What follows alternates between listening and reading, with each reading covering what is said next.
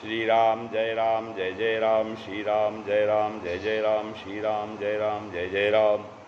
नारायण समारंभां शंकराचार्य मध्यमां अस्मदाचार्य पर्यन्तां वन्दे गुरु परंपरां।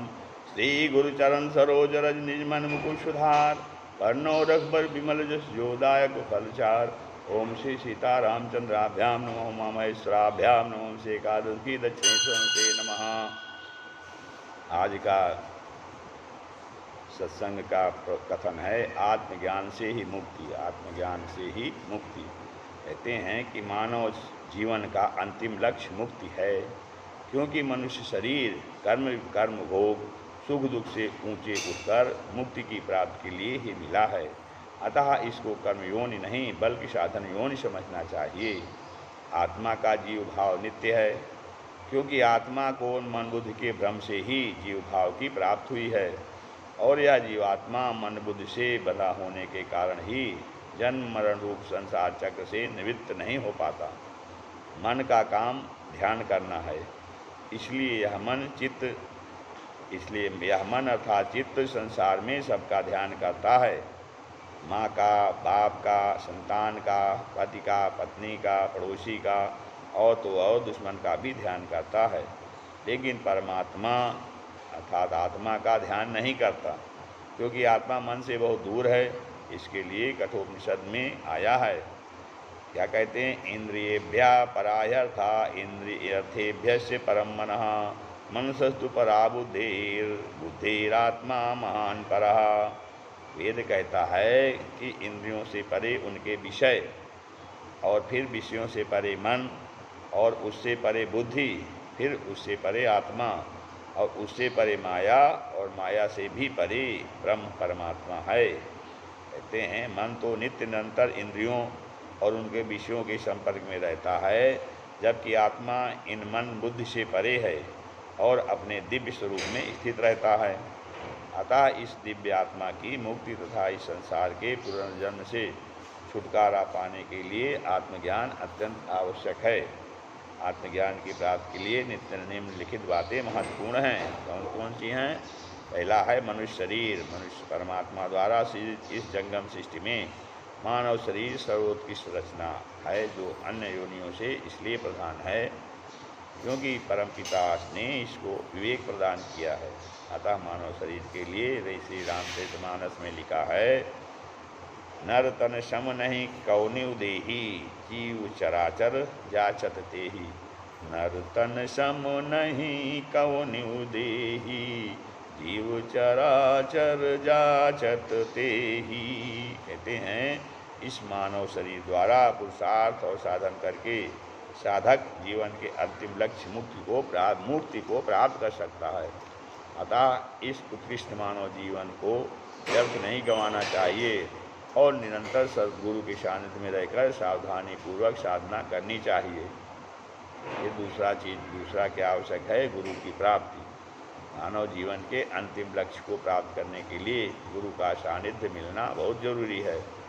शास्त्रों ने गुरु के अनेक गुणों का बखान किया है, लेकिन सबका सार है कि गुरु श्रोत्री ब्रह्मनिष्ठ हो, जो हमें वेदों का तत्व ज्ञान करा सके। तो भगवान क्या है, भगवान क्या है, जीव क्या है, माया क्या है, मन क्या है, बुद्धि क्या है, बंधन क्या है, भगवत प्राप्ति कैसे होगी, संसार का सुख कैसा है एवं मोक्ष कैसे मिल सकता है, आदि अनेक जिज्ञासाओं और शंकाओं को शांत कर सके। अर्थात नामी को पाने की व्याकुलता और तलब पैदा होती है, तो ऐसे गुरु के मार्गदर्शन में ही साधक को प्रेम की पिपासा अर्थात नामी को पाने की व्याकुलता और तड़प पैदा होती है। ऐसे गुरु के लिए भागवत महापुराण में भी आया है, तस्माद् गुरुं प्रपद्येते जिज्ञासु से उत्तमं शाब्दे परे च निष्णातं ब्रह्मण्युपसमाश्रयम्। श्रीमद्भागवत के एकादश स्कंद के 3 अध्याय के 21वां श्लोक है। क्या कहते हैं? तस्माद् गुरुं प्रपद्येते जिज्ञासु से उत्तमं शाब्दे परे च निष्णातं ब्रह्मण्युपसमाश्रयम्। अर्थात गुरुदेव शब्दब्रह्म वेदों के पारदर्शी विद्वान हों और साथ ही परब्रह्म में परिनिष्ठित तत्वज्ञानी हों, ताकि अपने अनुभव के द्वारा प्राप्त हुई रहस्य की बातों को बता सकें। ये कहते हैं ऐसे गुरु के संपर्क में आकर साधक नाम स्मरण, माला जप, नवधा भक्ति, शरणागत आदि द्वारा साधना करके मन और इंद्रियों का वशीकरण करता है। इस इंद्रिय निग्रह से ही अंतःकरण, अंतःकरण क्या होता है? मन, बुद्धि, चित्त और अहंकार। अंतःकरण में ये चार चीज़ें होती हैं, चार भाग होते हैं अंतःकरण का। मन, बुद्धि, चित्त और अहंकार का वर्णन शुद्ध होकर दिव्य हो सकता है। इस दिव्य अंतःकरण में ही श्रद्धा, विश्वास, भक्ति, सत्संग, साधना का गुरु मंत्र द्वारा शक्ति आधान किया जा सकता है। इस प्रकार शक्ति आधान से साधक के काम क्रोधादि खड रिपुओं का उन्मूलन कर जीव की माया निवृत्ति, त्रिगुण अर्थात सत्वगुण, रजोगुण और तमोगुण, त्रिकर्म अर्थात प्रारब्ध, संचित और क्रियमाण कर्म, त्रिताप आध्यात्मिक, आदि भौतिक, आदि दैविक और पंचक्लेश राग, द्वेष, अस्मिता, अभिनिवेश और अविद्या और पंचकोश अन्नमय कोश, प्राणमय कोश, मनोमय कोश, विज्ञानमय कोश और आनंदमय कोश आदि की भी निवृत्ति हो जाती है। इससे साधक को गुरु के वचन में अटल विश्वास हो जाता है। इसके लिए आदि जगत गुरु शंकराचार्य जी भी लिखते हैं, गुरु वेदांत वाकेशु दृढ़ो विश्वासा श्रद्धा। विवेक चूड़ामणि में कहा है कि गुरु वेदांत वाकेशु दृढ़ो विश्वासा श्रद्धा। इस प्रकार गुरु की शरण और उनके सानिध्य में साधक अपने मुक्ति के साधन अपना सकता है। फिर कहते हैं साधन चतुष्टय। साधन चतुष्टय आत्मज्ञान के लिए साधक अपनी साधना चतुष्टय की मदद से लगातार जारी रखता है।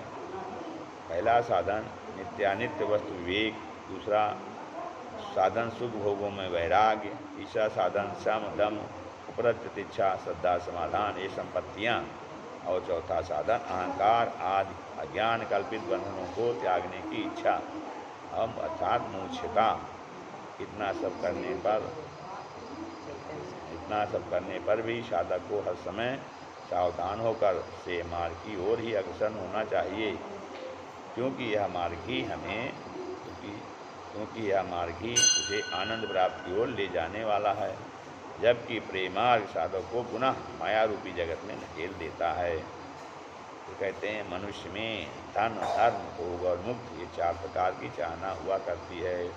धन, धर्म, भोग और मुक्ति, इन्हीं चारों को अध्यात्म जगत में पुरुषार्थ चतुष्टय अर्थात धर्म, अर्थ, काम और मोक्ष की संख्या दी जाती है।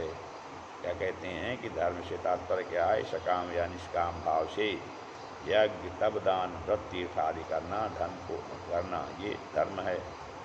और धन को अर्थ कहते हैं। धन क्या है? यह दो प्रकार का होता है, स्थावर और जंगम तथा सांसारिक शुभ भोगों को काम कहते हैं। ये 8 प्रकार के होते हैं, शब्द, स्पर्श, रस, रूप, गंध, मान, बड़ाई और आराम।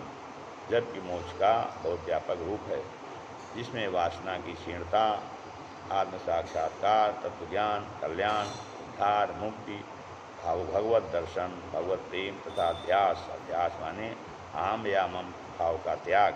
ये मोक्ष मार्ग की सीढ़ियाँ हैं। इस मार्ग की सबसे बड़ी और प्रबल बाधा काम अर्थात कामना है। यह धर्म का पालन कामना पूर्ति के लिए किया जाए तो वह धर्म कामना पूर्ति के बाद नष्ट हो जाता है, और इसी प्रकार जब अर्थ को कामना पूर्ति में लगाया जाता है तो वह भी कामना पूर्ति के बाद नष्ट हो जाता है। इसलिए भगवान कृष्ण ने गीता में काम को महासन माने बहुत खाने वाला बतलाते हुए इस वैरी के त्याग का उपदेश किया है। भगवान श्री कृष्ण ने गीता में काम को महासन माने बहुत कामना माने बहुत खाने वाला बतलाते हुए इस वैरी के त्याग का उपदेश किया है। क्या कहते हैं? काम ईश क्रोधेश रजो गुण समुद्भवा महासनो महापात्मा विद्धे न मिह वैरिणम। गीता के अध्याय 3 के 37वां श्लोक है।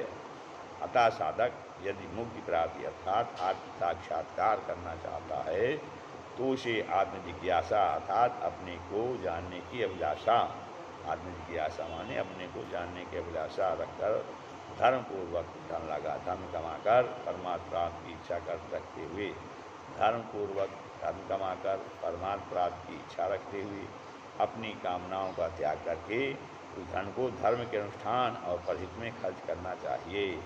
इसके लिए श्री रामचरितमानस में गोस्वामी तुलसीदास जी लिखते हैं, परहित बस जिनकी मन माही, परहित बस जिनके मन माही, तिन कहूँ जग दुर्लभ कछु नाही, तिन कहूँ जग दुर्लभ कछु नाही।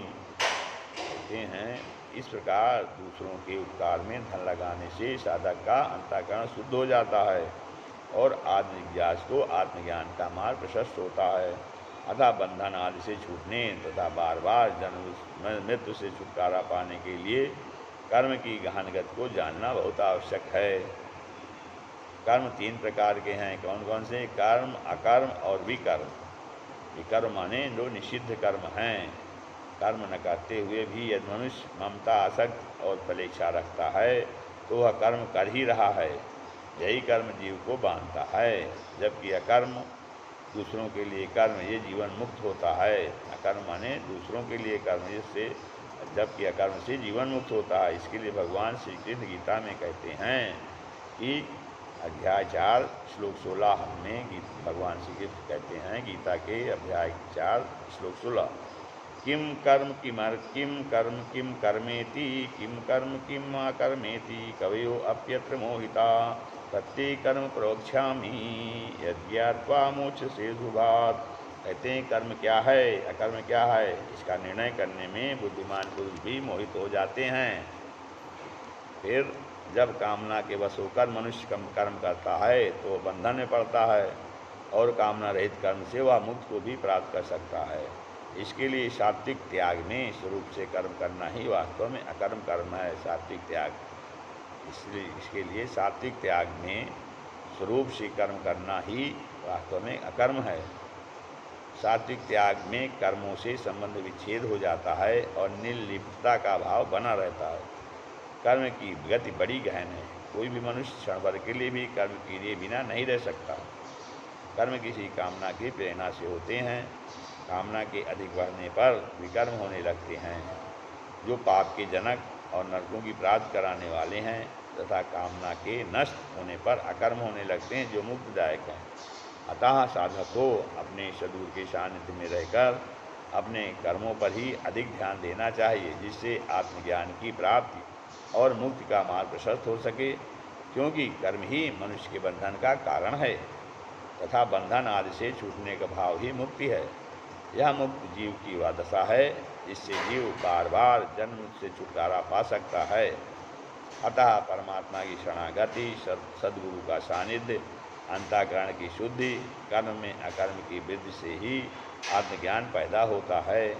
यह आत्मज्ञान ही जीवन का सार और मुक्तिदायक है। अतः आत्मज्ञान से ही जीवन की मुक्ति संभव है। श्री राम जय राम, जय जय राम, श्री राम जय राम, जय जय राम।